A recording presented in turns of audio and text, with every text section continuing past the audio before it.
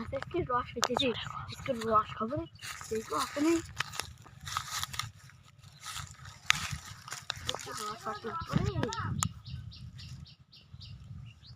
রস আসলে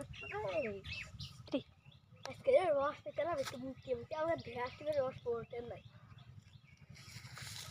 শিলা তুই মনে করতি ঠিক করতে দাঁড়া আজকে ওটা ধরবই আজকে এটা ধরবই একটু উঠি এটা বসে রাখতে পারে একটু লাভিস কে